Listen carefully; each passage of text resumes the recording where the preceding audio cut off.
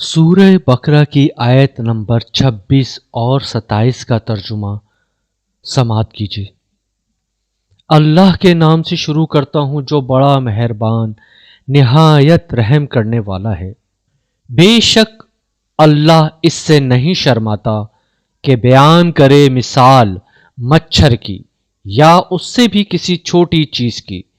फिर जो ईमान वाले हैं वो जानते हैं कि वो हक है उनके रब की जानिब से, और जो मुनकिर हैं वो कहते हैं कि इस मिसाल को बयान करके अल्लाह ने क्या चाहा है। अल्लाह इसके जरिए बहुतों को गुमराह करता है और बहुतों को इससे राह दिखाता है, और वो गुमराह करता है उन लोगों को जो नाफरमानी करने वाले हैं। सूरह यूनुस की आयत नंबर 85, 86, 87 और 88 का तर्जुमा समाअत कीजिए। अल्लाह के नाम से शुरू करता हूँ जो बड़ा मेहरबान निहायत रहम करने वाला है। तो वो बोले कि हम खुदा ही पर भरोसा रखते हैं।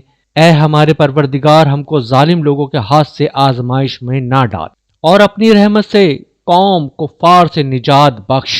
और हमने मूसा और उसके भाई की तरफ वही भेजी कि अपने लोगों के लिए मिस्र में घर बनाओ और अपने घर को किबला यानी मस्जिदें ठहराओ और नमाज पढ़ो और मोमिनों को खुशखबरी सुना दो।